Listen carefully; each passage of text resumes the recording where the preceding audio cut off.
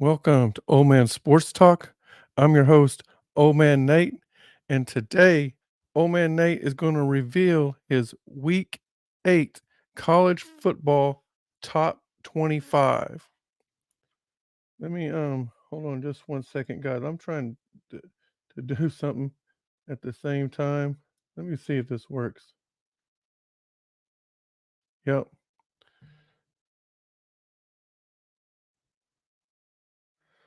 Okay. Try one more thing.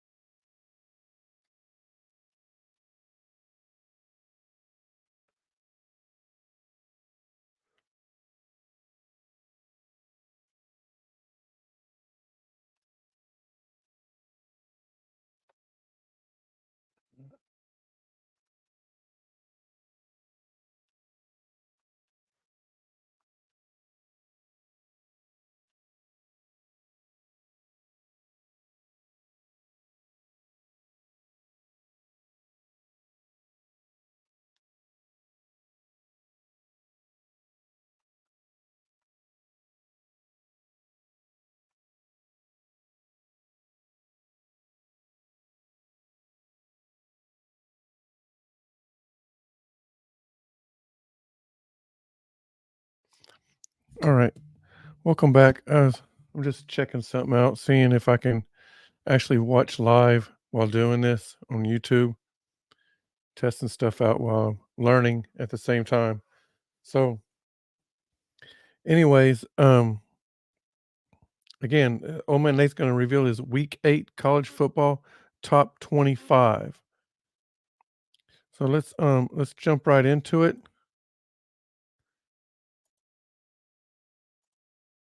At number 25 this week, we've got the Florida Gators. Now, the Florida Gators are um, coming off. Uh, or not they have a bye this week, and next week they are gonna take on the Georgia Bulldogs. So, um, Georgia we'll get into Georgia later on in the show, but this is gonna be a test for them. Now, Florida's been up and down. They haven't been consistent at all. Um, you know, they have the potential to be a really good football team, even challenge in the East, but they just haven't been consistent, getting blown out by Kentucky, but then, um, beating Tennessee pretty handily. So that's not consistent. And they're going to have to play better than they did even against Tennessee to beat Georgia, but they can do it. They have the capability of doing it. So they're resting this week, but so is Georgia. So hopefully they put that bye to use, good use, and we'll see what happens next week. But this week, Florida is ranked number 25. At number 24 is Miami. Miami, the last 2 they've lost 2 in a row, so a lot of people have them knocked out of my top 25. I didn't knock them all the way out yet. I believe I believe let me look here. I believe they're on bye this week, but I might be wrong. Um, but yeah, they've gotta bounce back or they will be out of the top 25 with one more loss. So, um, coming in at number 23 is another team that a lot of people knocked out of the top 25. I still got them in there only because they got Jalen Daniels. He's one of the best quarterbacks in the country, maybe the best quarterback in the Big 12, but he's been hurt. He's missed like the last 3 games. So without Jalen Daniels, the Kansas Jayhawks are still a decent and pretty good football team, um, but they're not the same offensively. And they're off this week. Next week they play the Kansas Jayhawks. So I mean, I'm sorry, the other Kansas. They play the Oklahoma Sooners, and I have a feeling he's going to play. Um, you know, it's not like they need to rest him for Oklahoma.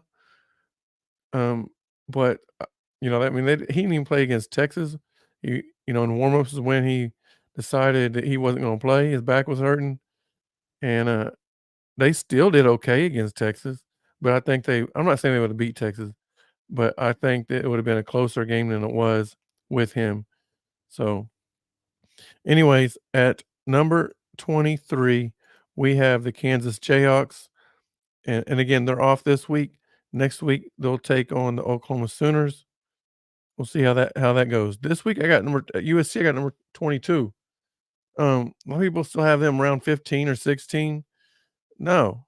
I've been saying for weeks now that without a defense, USC doesn't deserve to be ranked in the top 15. And so, yeah, your defense is horrible, USC. And until you get a defense that can stop somebody, I don't care if you got one loss or not, you're not going to get up there. And here's the thing, they actually have a pretty tough schedule. Pac-12 is pretty decent this year. Okay, the Pac-12 is pretty decent, and they still got to play Oregon. They still got to play Washington. They still got to play Utah.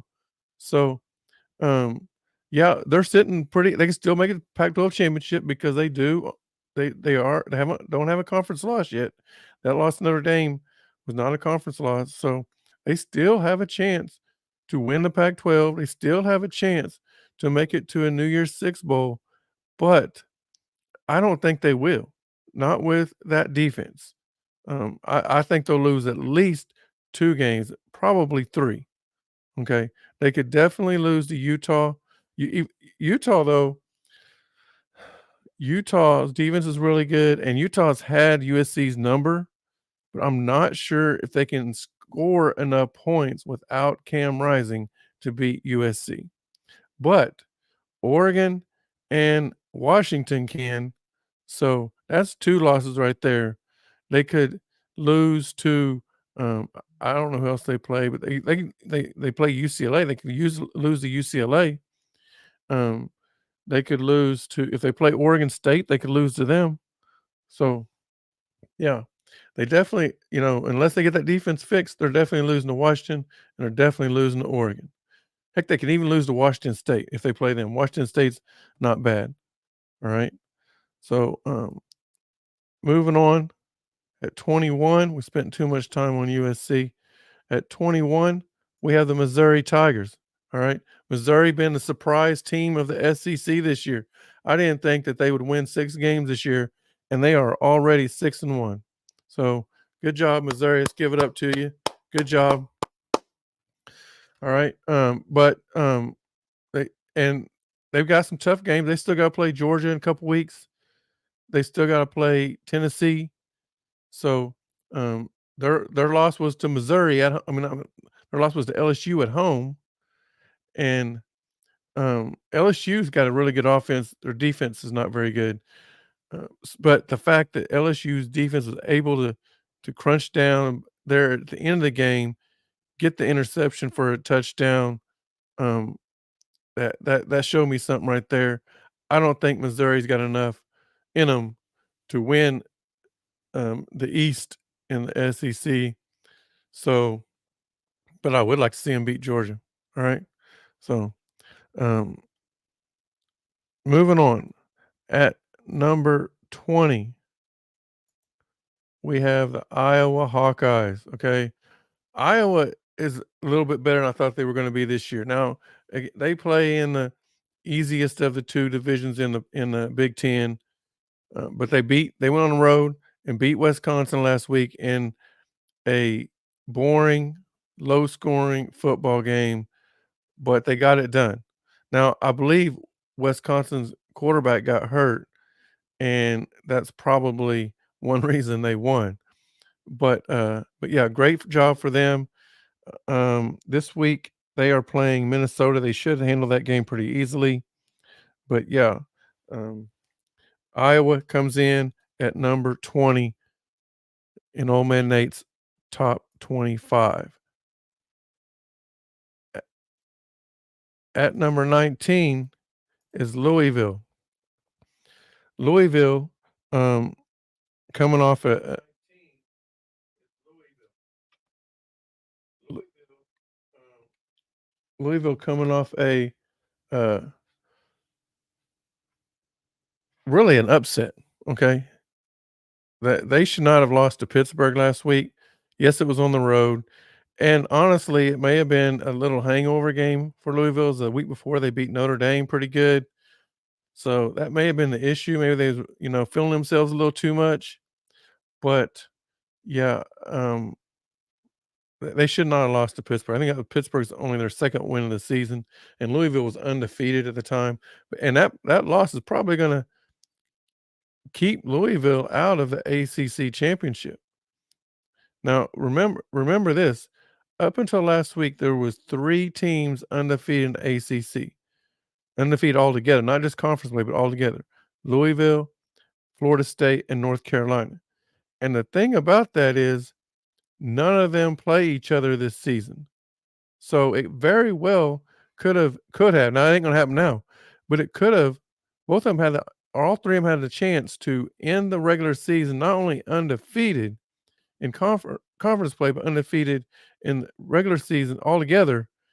And I don't know who they would decide who would have played in the ACC championship.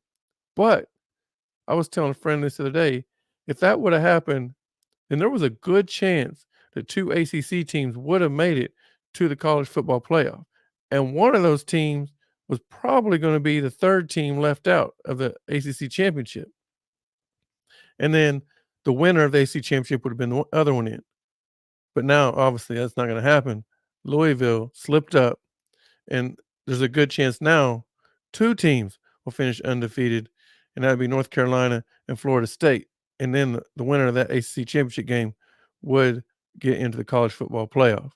So, but Louisville, you messed up. You probably cost yourself an ACC championship by losing to a team you should have never lost to, and now you you're probably not even going to get a New Year's Six bowl now.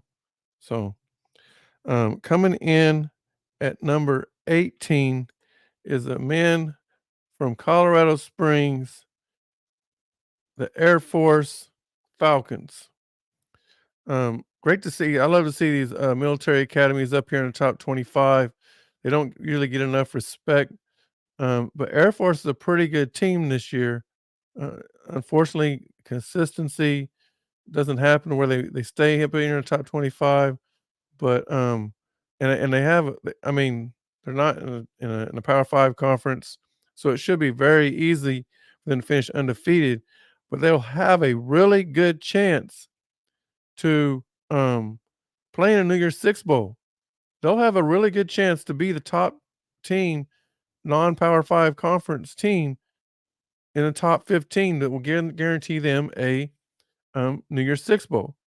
So that'd be good for them. And here's another thing: next year, if we're going to 12 teams in the playoffs, so next year, if they can, have a good team next year like they do this year, they would be fighting for a playoff spot.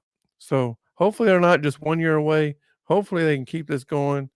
And next year it'd be good to see them, or Army, of course. I'm an Army guy, so them or Army be fighting for that playoff spot.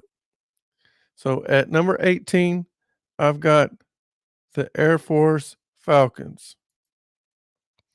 Coming in at 17 after their big win last week over USC, I got Notre Dame. Notre Dame is the highest ranked team I got with 2 losses at 17.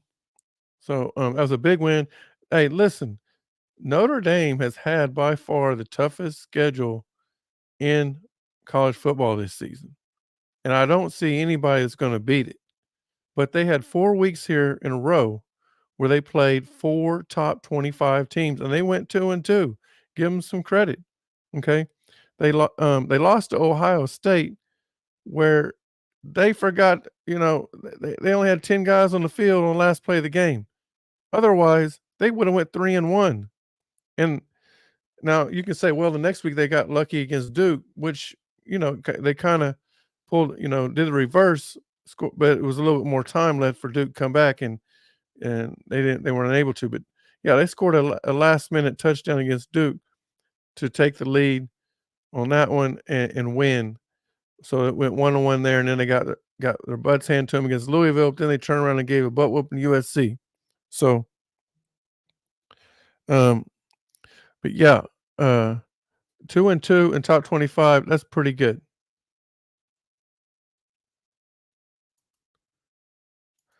All right. So at 17, we have Notre Dame coming in on at number 16. We have Tennessee Volunteers. Tennessee this week. Um, Let me look here. Tennessee. Who are they playing?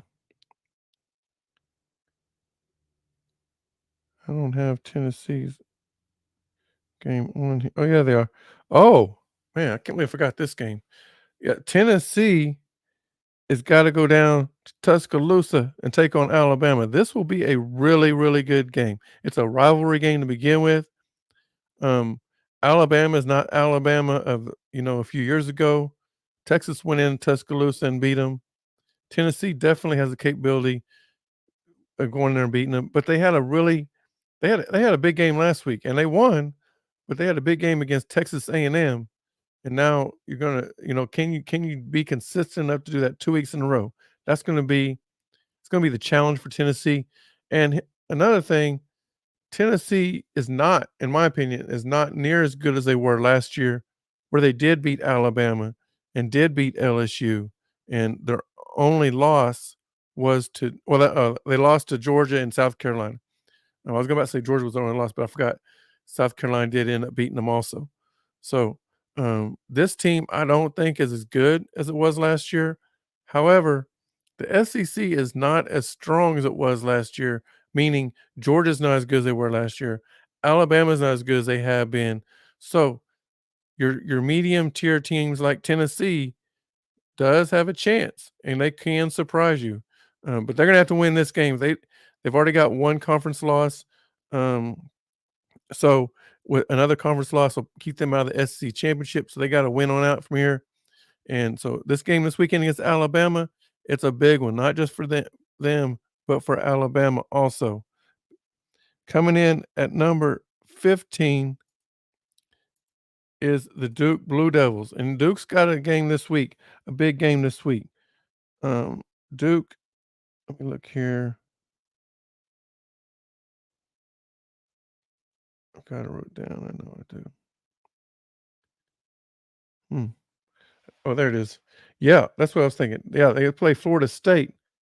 You got to go to Florida State. That'll be a big game. Um, Florida State's a top 25 team also. So, yeah, big game for Duke. I'm not sure if they have their quarterback back. That'll be tough to win without their quarterback. They got hurt against Notre Dame, but it's only been a couple weeks and he had a high ankle sprain. That's usually at least a 3 or 4 game loss, or he'd be out. But we'll see. I haven't heard anything yet, but they definitely need him in order to go down into uh, Tallahassee and win. Coming in at number 14 is the Utah Utes. Utah, I believe no, Utah is playing this week. Okay. Yeah. Oh, it's this week. Okay. I was thinking it was next week, but Utah does play USC this week. I was thinking USC was on this week. Okay. So yeah, Utah and USC this week. That will be a big game. Um, Again, without Cam Rising, I'm not sure if Utah can win that game. I don't know if they can score enough points. Although last week against California, they did put up a good amount of points, and I would say California defense is probably better than USC's. So it's possible. And Utah's defense is really good. They've had USC's number the last 2 years, or last year they did. They beat them twice. So beat them in regular season and then beat them in the Pac-12 championship. So definitely Utah has a chance to beat USC this weekend. I'd feel more comfortable about saying they was going to win if they had Cam Rising playing, and I'm not sure if he's playing. Every week he's been, they said, he's going to play, and then come game time he don't play. So um, I don't want to see him play. I like Cam Rising, so I would like to see him play, but we'll see. I think Utah definitely needs him in order to beat USC. But that will be a good game. Coming in at number 13, we have the Oregon State Beavers. Um, yeah, Oregon State is a pretty good, really good. They're a lot better than I thought they were going to be this year. They got the DJ kid from Clemson transferred over. He's been really good. Their only loss so far is to Washington State. And this week, Oregon State don't have a game. So, yeah, Oregon State getting some rest, and then next week they'll start back up. But yeah, at number 13, I've got the Oregon State Beavers. Coming in at number 12, we have Ole Miss Rebels. Ole Miss this week is going to go to Auburn. Going anytime you go on the road in SEC, it's tough win. But definitely Ole Miss is definitely the better team this week. So they should win. But their defense is not great. Auburn's offense is terrible. However, Ole Miss's defense is not great either. So and Auburn almost upset Georgia in Auburn. So you just never know. But Ole Miss should win the game. But yeah, Ole Miss coming in at number 12. At number 11, we have the Alabama Crimson Tide. Alabama this week, like we already mentioned, is going to play Tennessee. Now, that should be a really good game. It's a home game, afternoon game, I believe. Yeah, 2:30 game. So, yeah, and Alabama just has not been Alabama we're used to. And anytime a team is not what we are used to, then we say they're down. But that doesn't mean they're not a good football team. Alabama is a really good football team. The SEC itself is down, so it gives them a chance to redeem themselves in a way, still make it to the SEC championship, still have a chance to win it. But in order to do that, they've got to win this week against Tennessee. So, be interesting to see what they can do. Coming in at number 10, still in the top 10, even though they lost last week to Washington, is the Oregon Ducks. Oregon is a really good football team. They only lost by a field goal on the road at Washington. So, really good football team. Washington, Oregon definitely could meet back up in the Pac-12 championship, and that would be a great game to see. But yeah, coming in at number 10 is the Oregon Ducks, and Oregon now though they come home to play Washington State. Washington State coming off a loss, be ready to get back out there and win column. But yeah, both teams coming off on a loss. So yeah, I got Oregon coming in at number 10. At number 9, we have the North Carolina Tar Heels. North Carolina really, up until about 2 weeks ago, was just kind of a sluggish football team, was winning, but just getting by, wasn't really impressive. They got their receiver, the one they ruled ineligible, back 2 weeks ago, and their offense has been kicking in gear now. North Carolina's a different team with him. They've reached the top 25. They're 6-0, and they should definitely win easily this weekend. They play they play Virginia. That should be an easy win. It is a home game, so yeah, night game too. I don't understand why we're watching North Carolina and Virginia on the night. That should be an 11 o'clock game. I know it's on the East Coast, or no, that should be it should be a noon game for them. Get that out of the way. Virginia's horrible. Um, North Carolina's a good team, but yeah, we should not be watching Virginia play at nighttime. So, coming in at number 8, they had a bye last week, and before that, they took their first loss to the Oklahoma Sooners. But number 8 is the Texas Longhorns. I still got them in my top 10. They are a really good football team. But here's the thing with Texas. They're gonna go down to Houston this week. Should be an easy win. They should win this game like 63-10. Okay. But here's the thing with Texas. Texas has a historical problem with once they lose a game, they just they don't rebound from it very well. And I call it pouting. They just, you know, feel like uh I don't know what the problem is, but they just tend to lose games they shouldn't lose. Um, is that gonna happen? Their schedule, the Big 12, I talked about the, SC being down. The Big 12 ain't very good this year either. Outside of Oklahoma and Texas, the Big 12 is not very good. So, they should not lose any more games in conference play. Well, that's all they have is conference game, regular season. So, um, they should definitely make it to the Big 12 championship to play Oklahoma again in a rematch, which would be a classic. But we all know Texas has a tendency to lose to somebody they shouldn't lose to. And Houston is a prime suspect to make that happen. Houston coming off a great Hail Mary win last week against West Virginia. Um, West Virginia should have blew them out the water, but they didn't. So here comes Texas now with the same opportunity to blow them out of the water. And as long as you keep a team around, it gives them hope. And if they lose by a Hail Mary, I'm not saying they can't make it the Big 12 championship, but all them dreams of playing New Year's Six Bowl are gone unless they win the Big 12 championship. Then they're automatically in, right? But they won't be if they lose that Big 12 championship at Oklahoma again, then they won't be playing on New Year's Six. They won't get that runner up. Well, I say that it's a possibility they could because they're the runner up. And if OU plays the playoff, then yeah, Texas would slide in that role. But you don't want to be that two-loss team that you lost to. Well, they'd be a three-loss team if they lose again the Big 12 championship. So, yeah, Texas needs to handle business. They need to make it to the Big 12 championship, be ranked in the top 5, maybe slide a back door into the playoff if they beat Oklahoma in Big 12 championship. That's what they need to do.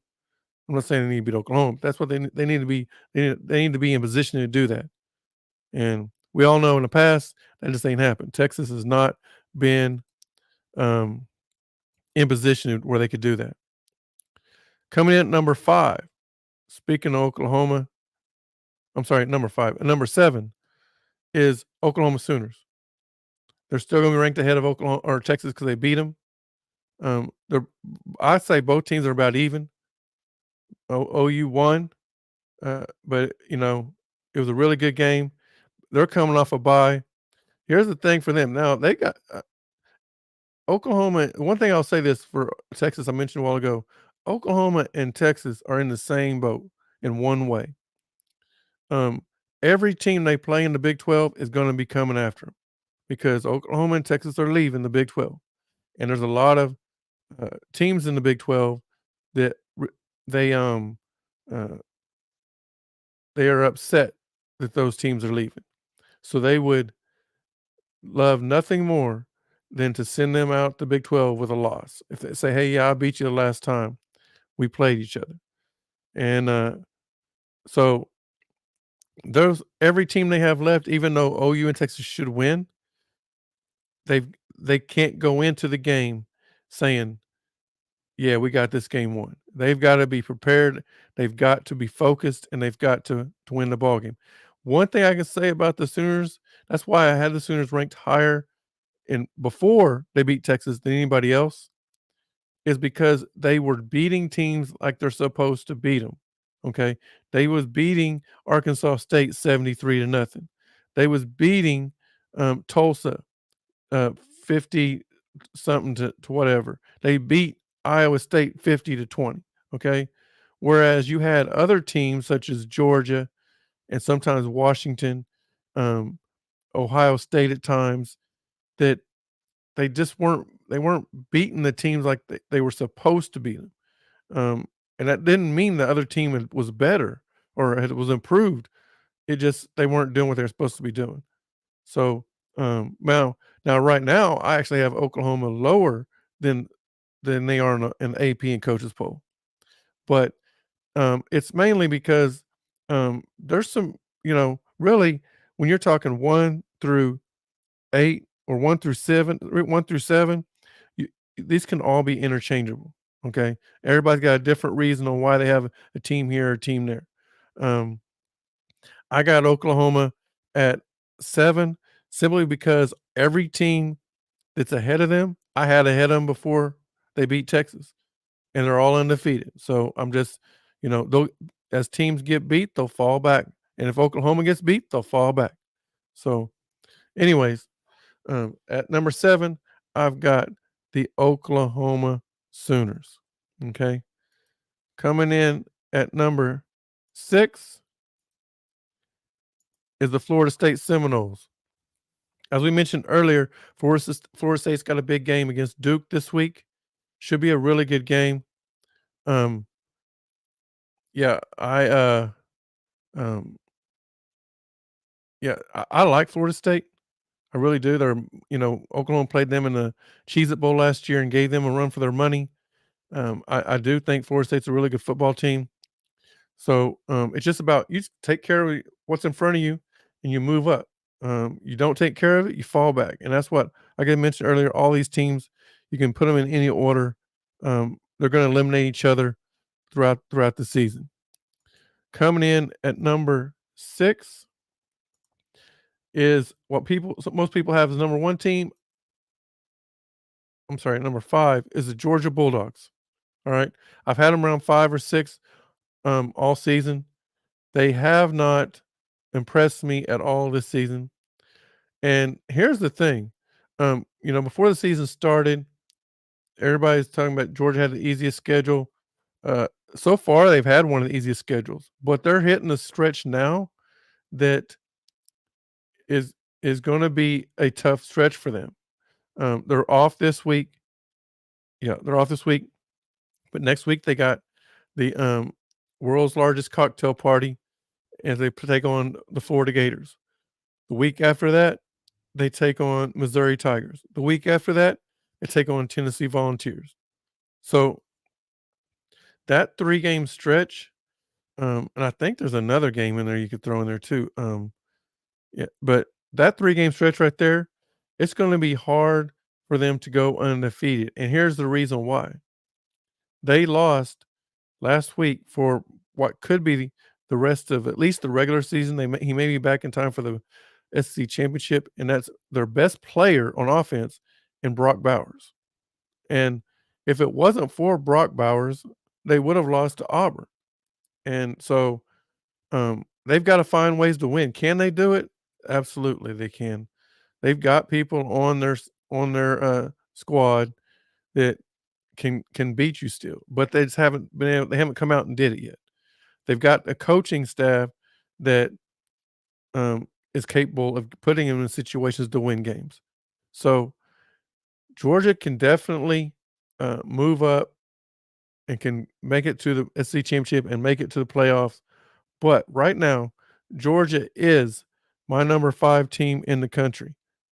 And mostly because all of these teams ahead of them, I felt, first of all, Ohio, the 4 teams I got left are Penn State, Michigan, Washington, Ohio State, and 2 of those teams have played a pretty decent team already and won.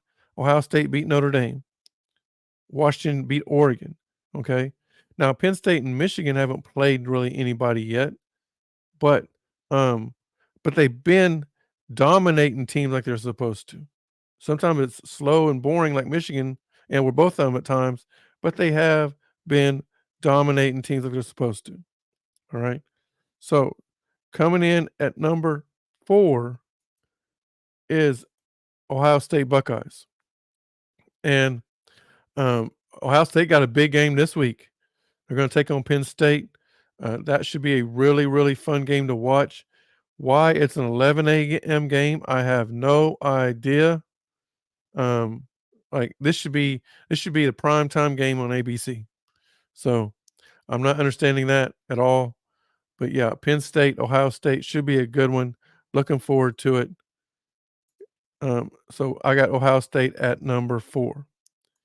Coming in at number 3, after they're big or still staying at number 3, is Washington Huskies. They had a big win against Oregon last week. great job.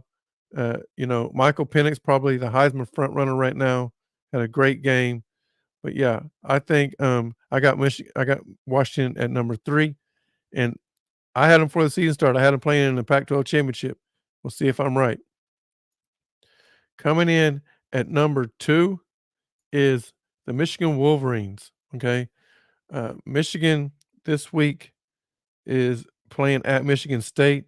They should cakewalk Michigan State, but yeah, they've been dominating like they're supposed to. I've seen a stat where I believe they was the only team in the country that had and this was before last week. I forget what their score was last week, but they had only team in the country to score at least 33 points and allow the other team to score 10 points or less. Okay, so only team in the country to do that so far.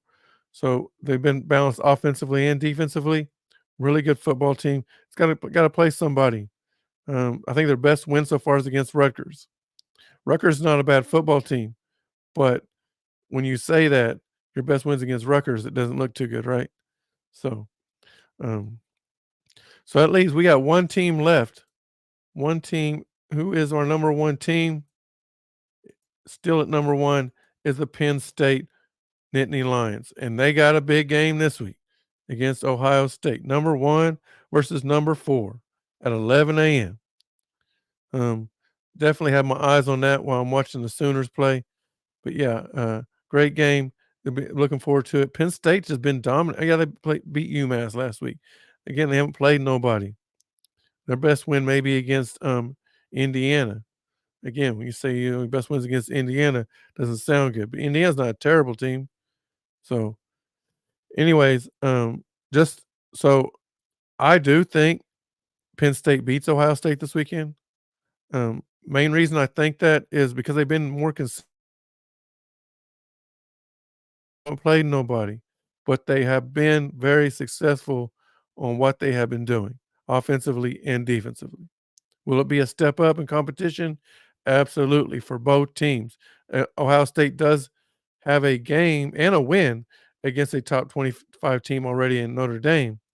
But if Notre Dame doesn't have 10 men on the field, it's very possible Ohio State lost that game. Okay. So, but anyways, be a great game this week. 11 o'clock in the shoe. Can't wait for that. So, if you are online, here's so I know it's a little small. I'm gonna try and get it bigger next time. But there's my Old Man Nate's top 25. So you tell me, put in your comments, what do you think about Old Man Nate's top 25? What do you disagree with? What do you agree with? Let me hear from you guys.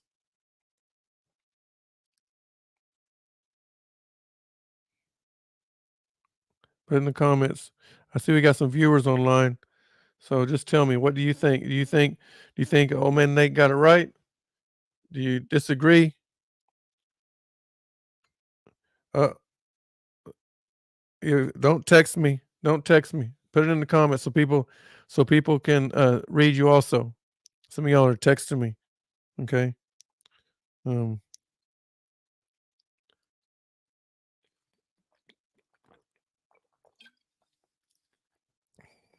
come on, come on.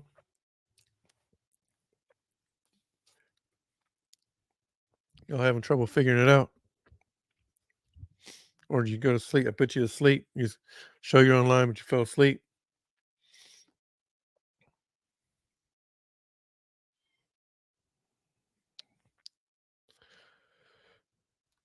Well, while we're waiting on the comments, if you haven't already, please take the time to like, subscribe, and ring the bell. That way you get notified every time Old Man Nate drops a video or goes live. Also, when you get done watching this, go to let me bring it up here.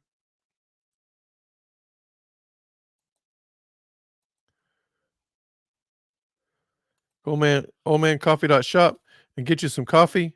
We've got 47 different flavors. So if you like coffee, go check it out.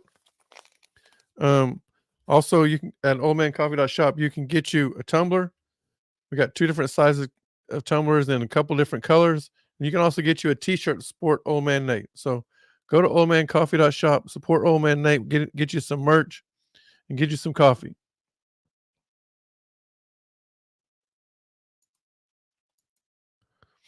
So, anyways, nobody gonna nobody gonna leave any comments. I'm getting text messages, man. Come on now, leave some comments on the live. That way people can engage. Not just me, but other people too. We got some viewers. So get y'all engaged. Also, if you have YouTube on your TV, okay, you can watch me from your TV. You ain't got to watch me from your phone. You ain't got to watch me from your computer. You can just go to YouTube, not YouTube TV. No, just regular YouTube, and then go to Old Man Sports Talk, and you can watch my live. All right.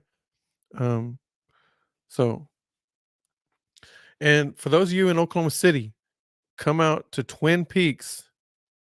Here, I'm pull up the address real quick. Here you go. Go to Twin Peaks, 6500 Southwest 3rd in Oklahoma City, this Saturday at 10 a.m. I will be I will be at Twin Peaks for the for every OU home game, or every OU game, not home game, every OU game for the rest of the season. So they got the next 6 games. I will be at Twin Peaks right there, 6500 Southwest 3rd Street in Oklahoma City. If you're not familiar with that is, that's right off I-40 between uh, MacArthur and Rockwell. All right.